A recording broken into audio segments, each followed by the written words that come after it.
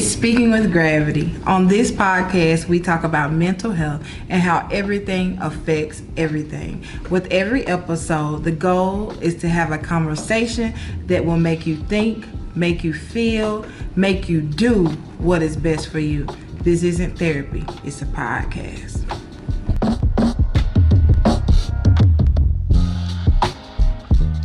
Welcome back to another episode of Speaking with Gravity. I am one of your hosts, Curvin. Hey everybody, I'm Hannah. Hi everyone, I'm Latasha. And today we're exploring a topic about staying positive in today's world, which, depending on how much information that you're bringing in, I don't watch the news. So that's one of the things that they can tell y'all that at the beginning of the episode. At the episode, that's one of the things I don't do. But I also find myself missing out on some information because I don't do that. But in today's world, with everything that's coming at us on social media, on traditional media, and the news and so on and so forth, it can be somewhat hard to stay positive, even with just our regular trials and tribulations that we're having day in and day out. So we're going to talk about strategies for staying positive with a beautiful, beautiful young lady that I've heard a lot about, so I'm interested to kind of get into this conversation with. But before we do that, we're going to do our QD of the hour, which is quotable data. That's why we call it QD, in case you didn't put that together. And it's another version of fun facts, information for you to be able to give to your friends, family, colleagues, co-workers, church members, to let them know that you know a little something about mental health. Just a little something. All right, so Hannah, you're going to give us that QD of the hour. Okay, so the QD of the hour says, in 2021, new research found that even one positive person in a group can make everyone else feel better. High levels of positivity by any one individual in a group can help lower the temperature of everyone else, making it more likely that conflicts will be resolved. And our source is the Journal for Diverse Perspectives. Yep. So, that being said, we should all aim to be that one positive person within a group. So, what do you go by? Latasha, Tasha, Miss Morgan? Latasha is fine. Okay. Latasha, can you give us a little bit about your background and your journey to where you are? Again, I was looking at, and I told you this earlier, I was looking at your, I don't want to say, pamphlet is the thing that's coming to my mind, but it's not a pamphlet. It's a card that says who you are, what you do. And you had a list of things there that I cannot memorize. So can you tell us your background, how you got here, how you got into doing what you do? Yeah, don't worry about it. Sometimes I can't remember them either. I find myself trying to think about where they are. But I'm Latasha Morgan. I own Majestic Talks LLC, which is a biblically based coaching business. I grew up in McCormick, moved to Greenwood. I've always been in God, in the Word, my life, and everything is structured according to God, period. Mm-hmm. I love that. And one of the things that got me to where I am as being a coach is my relationship with my dad and God. Mm. He taught me the importance of the relationship and also took time to have a relationship with me. So with my business and being a coach, well, let me go back and say how I got to be a coach star. Mm-hmm. But that's part of the process of getting there. But I first started going to school for computer technology and business. Okay. I did that. I loved it, but when I graduated from Piedmont Tech, I was like, okay, this is done. I don't know what I'm going to do because I really don't want to do a job like this. Mm-hmm. So I told me to go to school for ministry. So I went back to get my Bachelor of Science in Religion from Liberty University. And I loved it so much with the pastoral counseling and stuff in there, and learning purpose and knowing who you are and stuff and all of that being necessary, that I had to go back again to the seminary.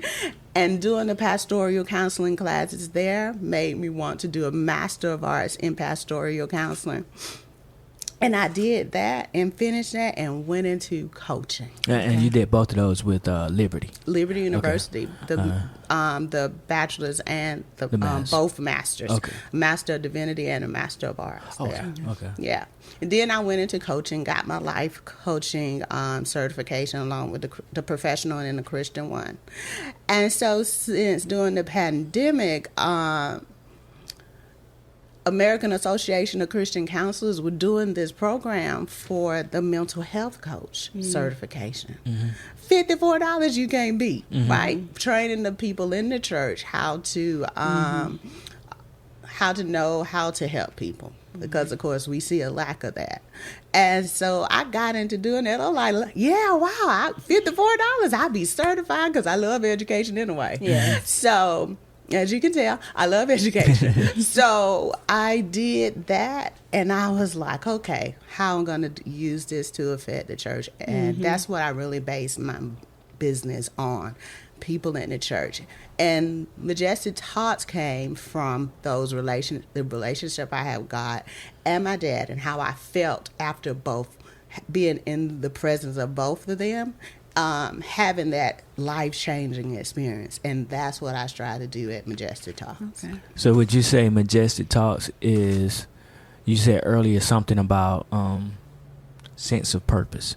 Is that the foundation for Majestic Talks?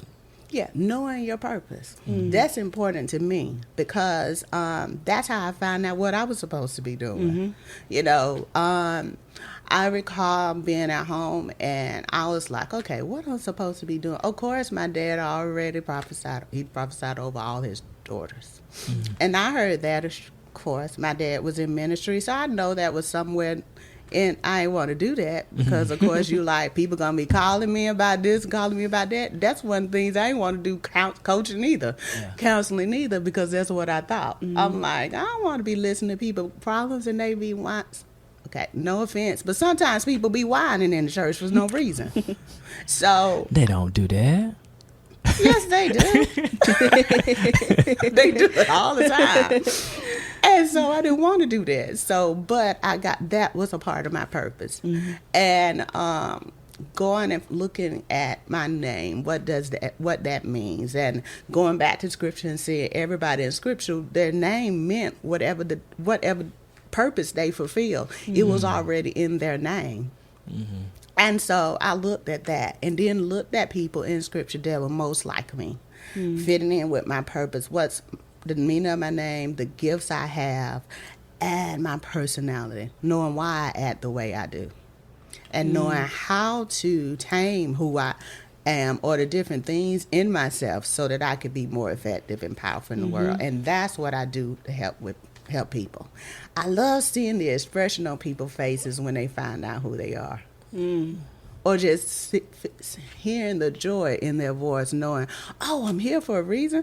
Okay, well, I could have already known this, and then I could have been doing more. But you get things at the time you get them. And that's another thing, teaching people to do that as well. You know what you know when you know it. Have you had any experiences in recent years, any years really, of just being overwhelmed by either not having a purpose, overwhelmed by what's going on in society? You know, when I say that, I'm thinking, in my mind, as I'm talking, I'm thinking about Trayvon Martin.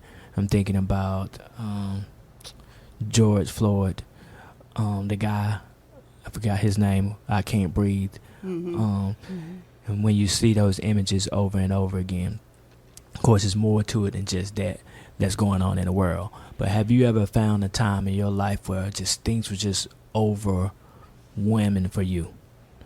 Yeah, not relating to those things, but related, and this is recent, because my mom got sick in January, died in February. Then I was in a wreck in July, And then some of my sisters were in a wreck too. Then one of my sisters had to have surgery on something. So all of that was overwhelming because then I took over my sister being sick, so I had to be there with her. So then all the responsibilities my mom had, I took over those responsibilities too, some of those responsibilities. So yeah, it was overwhelming because I found myself saying, even though Tasha knew the word, even though Tasha knows God, even though all of that, and Tasha is supposed to be something different to everybody else. So, but in myself, I'm thinking, there's no way I'm going to be able to do this. There's no... I mean, God, why would you do this? This is stupid. Why would you do that? And excuse me, because this is the way I talk to God because of relationship. He knows me. He ain't going to strike me now. But I wouldn't, if I was in charge, God, I wouldn't have did this. This wouldn't have happened if I was on the... Okay, that's it. I guess I'm saying if I was on the God throne, committee. if I was God, if you was on God's happen. committee, you wouldn't be. You wouldn't suggest this. No, why would you let this happen? Could you just give her? I know she's 70, and let's thank God. We'll go back there, but come on. So This is my last parent. So what am I gonna do without her? You know, how I'm gonna get through this situation. How are you gonna say that positive person that you're so used to being? Yeah, because see, she was the one that helped us get through my dad being gone, and that was 20 years ago. So let's just say she lived 20 years past his death. So that was overwhelming to me because I had no idea what I was gonna do. Did you? We talking about staying positive, right? So. Not same experience, but the same thing happened with two different parents 20 years apart.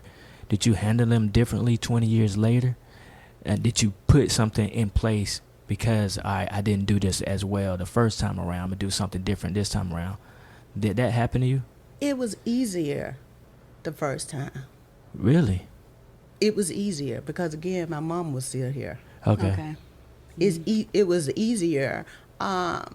Not that I didn't feel anything or none of that, because that was my best friend. At that time, I was asking, oh, my God, who am I talk to now? Who am I come in? And because he always wanted to know what was going on. And I always wanted, if I learned something, he wanted to know what it was and take him step by step with it.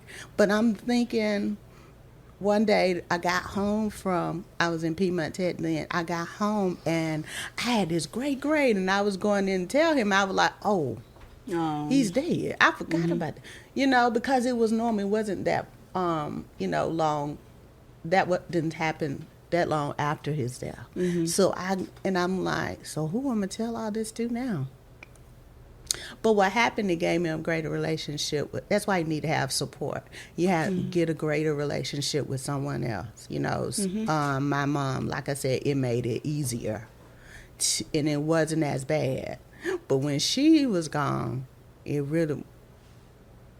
cried a lot. That support system. Yeah. I cried a lot because I ain't have my buddy anymore. Every morning we ride to work every day, and I'm like, and I would aggravate her so much just because it was fun. Oh, Lord. It was fun. The look on her face would be so funny. And she would just, shut up, Tasha, shut up. You talking too much. Shut up. And she would do that, but it was so fun. I couldn't wait genuine. Yeah. And I love that. So, yeah, it was different. I don't know if I wasn't prepared for it because you just think, I didn't see her as being 70. And I didn't see her as at some point in time, because you don't really think about that. Right. Yeah. I think we think people live forever. We know it's going to happen, but we push it back so far back in our heads. It's like when it happens, it can be overwhelming. And that was overwhelming. And I felt so angry. Yeah. I actually went through the stage of anger. I was mad. Are you the oldest?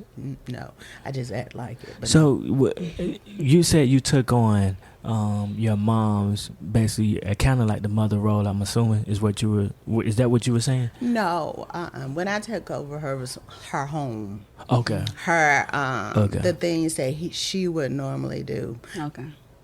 being I'm not gonna say caretaker, because I'm one of those just ain't nobody gonna be doing all that. You're in this situation, cool. We gonna get through this, and we gonna get you better so that you can function the way you're supposed to function, and I can function the way I'm supposed to function. But being a kind of sort of caretaker, because it's not like she can't do, you know what I'm saying, for my sister, and then be left with being the only person that's going to play with my little nephew too, because we both did that job. So just certain things I wouldn't normally do, or not do all the time.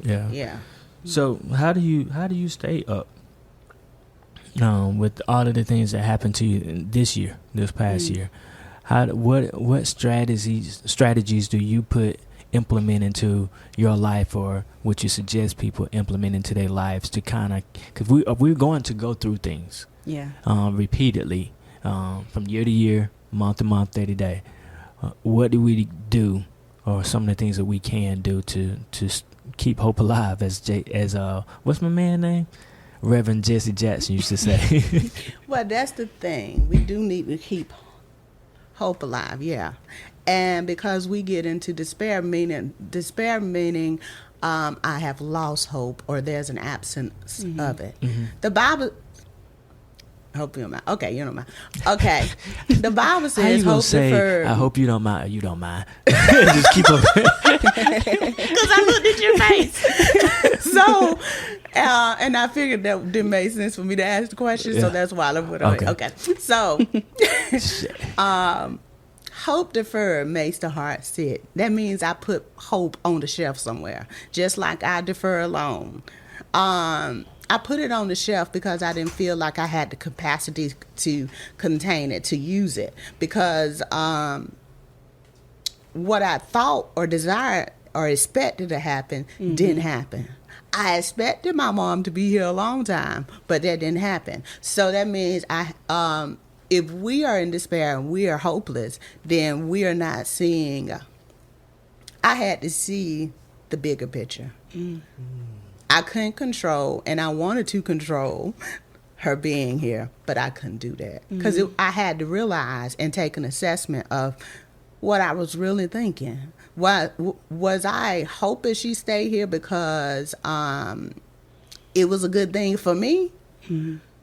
Because she found out she had stage 4 cancer, even though she was going to the doctor. So, was it because I wanted her, and was I being selfish? I had to take an assessment of that. So what I always say, take an assessment of why you feel the way you feel. Where did it come from? Because our mind keeps records. So is the despair coming from sometime before? Somebody did something to you before, and now you are thinking about it now? And, but think in reverse. I think you should think in reverse. We think, I don't know what the statistics say, and I can't remember what it said. It says something about we think a lot of negative thoughts every day. But think about what would happen if we think a lot of positive thoughts. So what I had to do, take an assessment. Why was I in the situation I was in? And really, is there anything I can do about it? No. All right. So I have to accept the things I can't change, right? Right. Change the things I can and make sure I know the difference between the two. So take that assessment. Then, okay, where's my support system? And that's the good thing, because I had a bunch of some that I didn't even know. Had to tap into. Right, yeah. You got to use what you have around you. Yeah. Tap into that. Because we look for other things somewhere else when it's sitting right there. In front of us. Right. Thank you. Y'all over there finishing each other's sentences and stuff like that. Like y'all been friends for years. Yeah, that's why I said thank you. Yeah. So know the difference between what you can change and what you can't. Go with that. You can't do anything about it, so go on. See what you can do. Tap into that support system, because I found that talking to my uncles worked very well. Really? Wow. And talking to my sisters. They was in the same situation that I was in, but I'm supposed to be the Tasha that's up here. Instead of, no, sometimes I'm down here. Knowing that I can be in that place sometimes and being okay with that. That's another thing you can do. Find the positive in every situation because it's there somewhere. You just have to look at it. That's why there's an underline, because the silver lining, because you have to look for it. Everything isn't what it seems. It isn't what it looked like. So pay attention to that. Look past the smoke screen and see what's positive there and go from there. And you have to take it day by day. Yeah. Maybe you need to find something that you can do that's on a more positive level instead of being in the dumps that you are normally in. Find something you can do. Whether it's education, like me, I love that. Go do that. Go exercising is good for you. Going for a walk, getting fresh air, minding the things you eat, because a lot of coffee can take you up and down all the time. So do those things. I just want to add, sometimes I feel like it may be difficult for individuals, and I'll speak from my experience, it may be difficult for us to get out of that negative comfort zone that we're in because it requires change, you know, and in my personal experience, a lot of people look at me and say, oh, you're such a positive person. I evolve every day. You know, this day may not have been the best day, but what can I do to make tomorrow the best day? And speaking of that, it's one technique you talked about, like just appreciating life itself. It's one technique that I thought of, which is grounding. Sometimes we get so focused in these negative day-to-day events that we don't even appreciate the sun. We don't even appreciate fresh air, clean water, just the basic necessities that have been given to us from God. We overpass that and we minimalize how important those things are. But instead of just focusing on those negative events, not saying that they're not traumatic, not saying that they're not impactful to us, they are. But how can we look at the brighter side of things? Yeah, because sometimes we face things because we need to grow. Yep.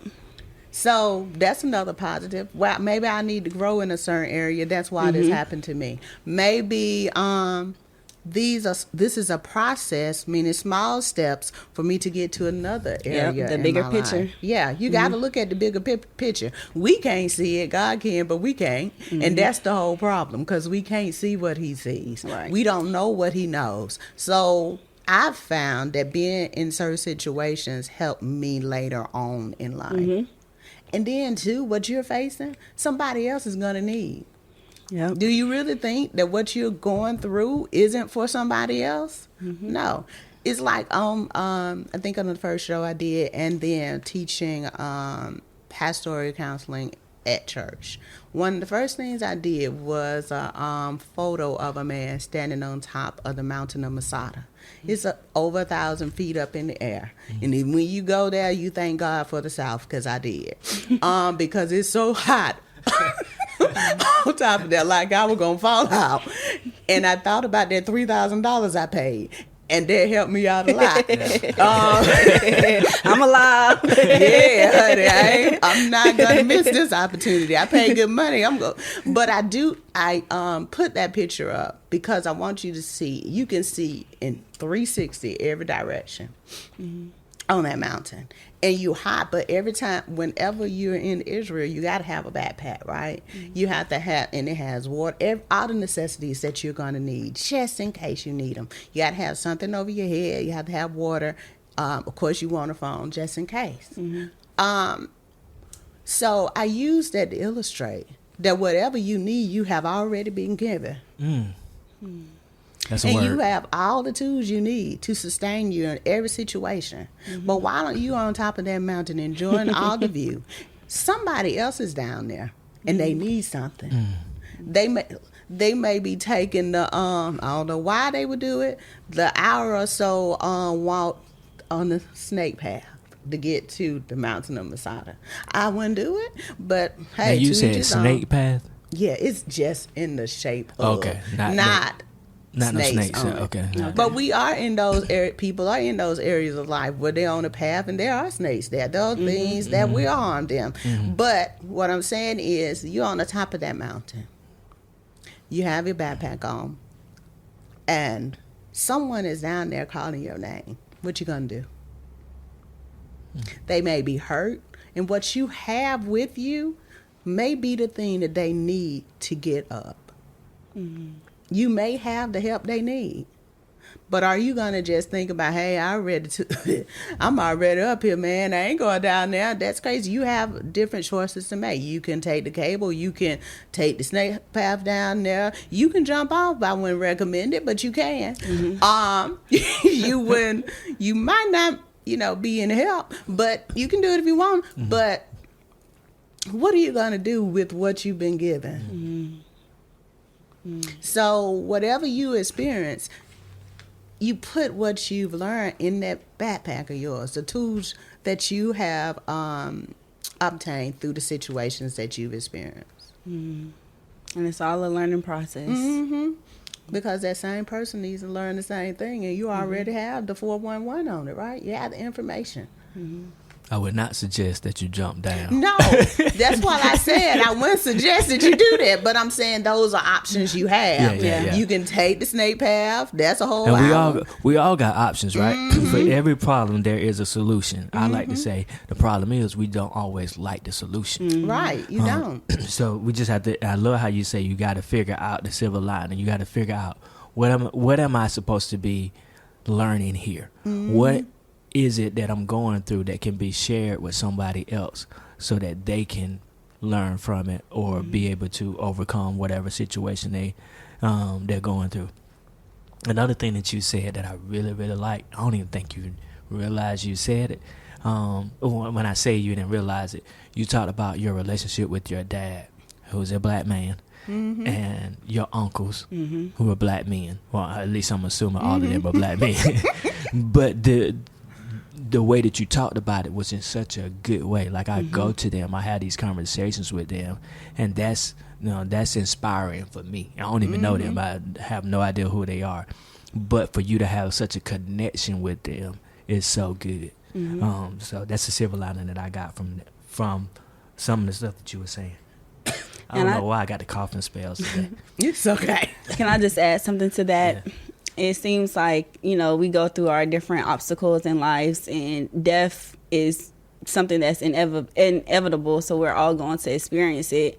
But it's so impactful how we can lose someone so close to us, but God will send somebody else to provide those same needs or provide that same help or assistance that person once provided for you. So I heard you say, you lost your mom, but you got closer to your sisters. You lost your dad, but you built those relationships with your uncles. So like you were saying before, we have everything equipped. We have the resources. We have the support system in our backpack. We just have to tap into it and recognize, hey, I'm feeling a little down right now. I might not be that positive person that people see me as, but what can I do to get back to that high mountain? Yeah, we're gonna always have those points where it's we're gonna have down moments. No matter what healer you are, coach you are, mental health professional, no matter what, we're all gonna have those down moments at different points in times. And I again, y'all said it more than once. The support system is so vital.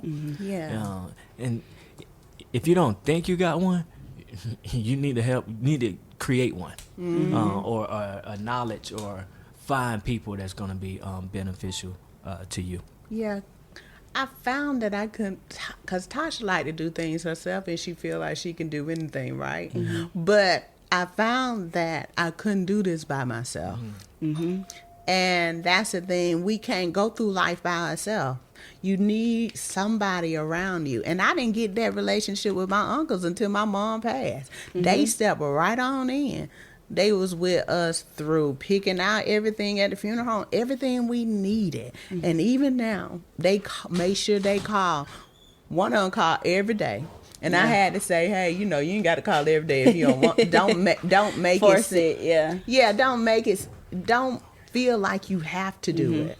but I know you love me anyway. But one of them call every day, if not every day, every other day, or something like that. But they have stepped in, and it helped us get through it better. Yes. Yeah. So, man, you said a lot today. Is there any parting things that you want to give to anybody that's listening, in general, just about being positive, staying positive, strategies? We talked about, you gave a lot earlier, but is there anything that you want to share with people that they need to know, or they need to implement today, right here, right now, to kind of keep that hope alive, as I like to say? Like I said, today, make an assessment. That's important, because I gotta know what the cause is before I can do anything about it. You gotta know what it is. So make an assessment. See what caused you to get here, why you're here, and then find somebody you can talk to. Because those two things are the most important, because you gotta have somebody that you can talk to. Because talking about whatever the situation is you're going through, even if it's just somebody random, you don't even have to know them. But as long as you can go look online, they have Glue has this thing for people who just, you don't have to say what your name is, but they have this line where different churches, in different areas are giving, certain people are sending them, and they get their online message, and you talk to those people via text. Okay. Who is this? It's Glue. It's called Glue, but they have like different things like Church Connect. You can probably see it on Facebook. I think it's on Facebook in different places. Okay. But yeah, they do because I do it. They connect coaches, churches to different people, so that you can be a help to them. So go look for somebody that can help you, even if you don't want to sit down in a counseling session or a coaching session. Go find somebody that you know that's good and you can trust, and because they're bound, they can't tell anybody your information anyway. So go talk to someone. Find somebody around you. Use what you have around you. Take advantage of those things. Not that kind of advantage, but use what you have. So how can people who want to get in contact with you, how can they find you? I'm everywhere on social media except for Threads, because I haven't done that yet. I don't know if I want to, but everywhere on social media. Are you on Twitter already? It's basically similar, very similar format. Okay. Very similar format. Okay, I might try it though. Yeah. But now once you do it, you can't delete it, because if you delete your Threads, it automatically deletes your Instagram. That's just FYI. That's the aspect I'm like, ooh. Yeah, that's okay. That's so just never FYI. Mind. Then I stay out Threads, so don't look for me on there. I'm not coming there. So I'm on social media. So that's when you say social media, I have to clarify. That means Facebook, Instagram, Twitter, Snapchat. Okay. What you doing on Snapchat? But Pinterest. I don't do anything on Snapchat really. I like it automatically uploads whatever I done. Okay. So that's in the story most of the time. Okay. Gotcha. So I don't do anything else on there. I'm on TikTok. Cause he said like I'm just making sure, just have to go through that. Yeah, so I'm on TikTok, and I do like Purpose Wednesday every Wednesday. Okay. On TikTok. All of them. All of them. Okay. All of them. Everywhere. Okay. I record on Instagram and then put them on. Okay. All the Purpose Wednesday. Okay. Yeah, right. I do something. Say something every Wednesday. So I'm also on www.majestictalks.com. You can find me there. How do you come up with your stuff on Purpose Wednesday? How do you come up with what you're going to do? A lot of times, I've just experienced it that week. Okay. Okay. And then you process it and then give it out there to the world. Okay. Because that's normally what happened. I experience whatever I'm talking about. I experience it that week. or the week before. How long you been doing this? Coaching, I've been coaching. I've had my coaching business 3 years. Okay. The podcast show. Oh yeah, I forgot. You can catch me on the Majestic Talk show every fourth Thursday. I was on War Rep Radio, but right now I'm doing it on my own Facebook pages until probably till next year. But because of some changes. But now, is your show called Majestic Talks? The Majestic Talk Show. Okay. Mm-hmm. Okay. Yeah, because Majestic Talks, you want to have a different experience every time you come and talk. Okay.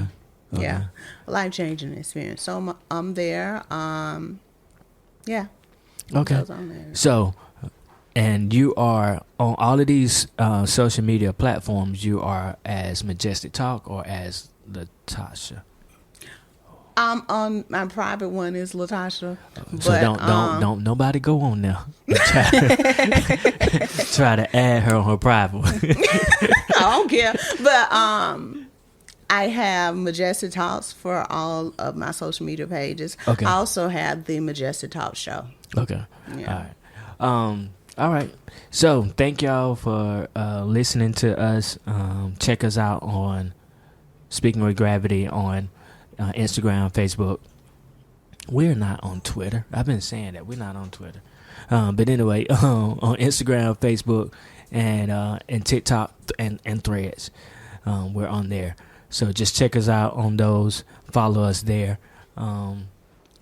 Check Majestic Talks out every fourth Thursday of the month, and Purpose Wednesday. She's logging in every Wednesday, right? Onto IG or Instagram. Check her out there. And we have to make sure when we're talking about positive strategies, it's one of the things that I definitely try to do is try to feed my mind with positivity. Mm-hmm. I try to tailor my timeline as such. So I will purposely go and follow someone who's going to give that information to me on a weekly basis. And I know everybody's been affected by the algorithms. They're always changing the algorithms. So if I'm following you, I might not see yours, even though you do it every Wednesday. They might shadow ban it, or I just might not get your information about it. But we can be purposeful about who we follow and what we're going to bring into our mind, our entertainment diet, as I like to say. So definitely check her out on those things. Thank y'all for taking the time to listen to us. Y'all could be doing anything in the world, but you chose to listen or watch us on YouTube, and we appreciate that. So this isn't therapy, it's a podcast.